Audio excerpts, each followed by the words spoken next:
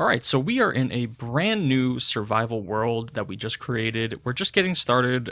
We've pretty much done nothing but kind of set up a, you know, entry level house. I call it the Hobbit hole. Do a little mining to get some materials. We've also just set up some sort of farm for food. I wanted to get started today and make a automatic iron farm, but there's a couple things that we have to do first. So before we do anything with the iron, we need to have kind of a place where the villagers can go. So I think the first thing we need to do is make a building or an area where we can start bringing these villagers over from a nearby village and start accumulating villagers. So the best way to do that is to make a villager spawner. So what we're going to do is probably going to use this area right here, and we're going to start making, I guess, our villager spawner. So let's get this cleared out the rest of the way, and then I'm probably going to extend this grass here, and we're going to start building on that. So let's do that first. Okay, so we've cleared this. I kind of marked where I want the building to lay out. So now the tough part with this is you need a space for the villager beds, and then you need a space for the farm, and you also want a nice area to collect them from. So I like to do, it in sections of four. What is it? 3x3. So it's every third block you place, and you do almost like a perfect square, like this, just to start out. Now this can be anything. You can make this out of just dirt, and it can be just a cube. But we're trying to make something nice that kind of blends in with what we're doing. So we're going to work on the building structure first, and then the farm side second, and then we'll get the villagers in. So let's work on the actual structure. Okay, so we've built the house area. Now you want to build the farm area.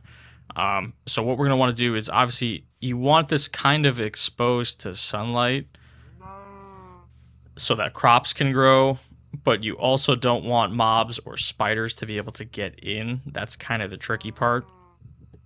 So what I like to do is, start with a fence. And then what I'll do is I'll take a second layer of fence and put that on top.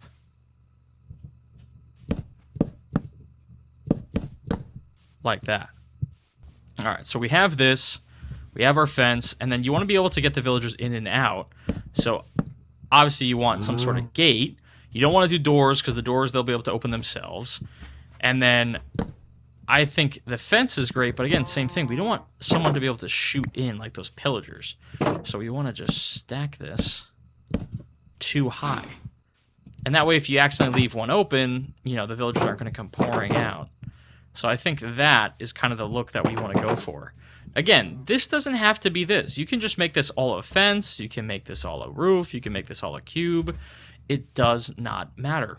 Let's grab our bucket, and let's get started on the farm section before we bring the villagers over. That way everything's starting to grow before we bring them in. So now, I like to hide the water source underneath one of the posts there, because you don't want these crops to dry out. So you really only need that one. We're not getting too crazy. And then we have seeds. So in the farm section, you'll start planting these seeds. And we'll start our farm section right here. So as you can see, because we put the water there, the soil's already begun waterlogged. So that'll start our crop section going and growing. And then one of the other things we're going to want to put down before the villagers show up is the composter. Now, you want one of the villagers to be a farmer, and the farmer villager will feed the other villagers and causing them to make baby villagers. So you always want a composter somewhere.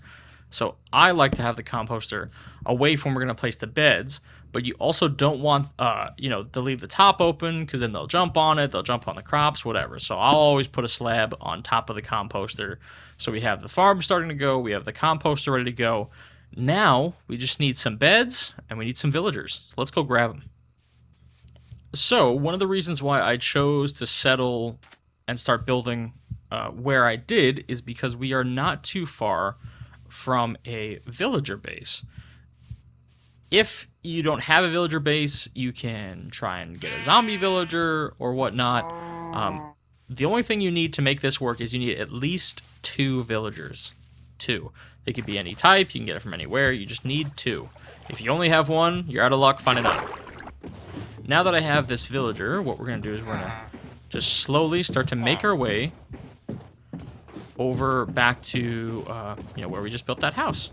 We just need 2 more things. We need 1 more villager, and we need beds. A lot of beds. So let's go get those beds.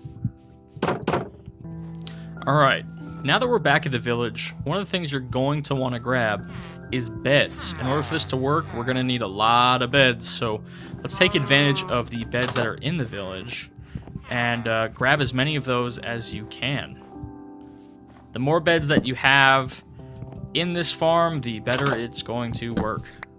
So we're just going to grab up all the loose...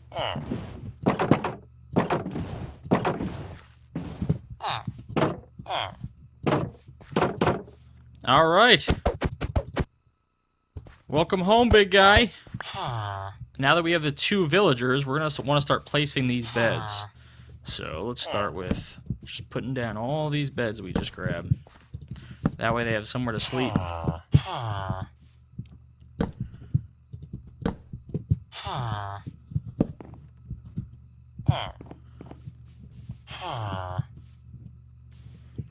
All right. So essentially, we are tricking the game into thinking that this is now a small village. So for every bed, there's a potential space for a villager. The villagers will spawn another villager. In order for them to do so, they have to have enough food to do it. So a trick that you can do if you don't want to do the farm method is you can throw bread, carrots, potatoes, whatever you want at them. Or the simplest way, that way you don't even have to come back and give them crops, is to start them this little farm. So now what he's going to do is as these crops get bigger, he's going to harvest the wheat, turn it into bread, and throw it at the other villager, and they will continuously make more and more villagers. So we'll come back once this place is starting to produce a few more villagers.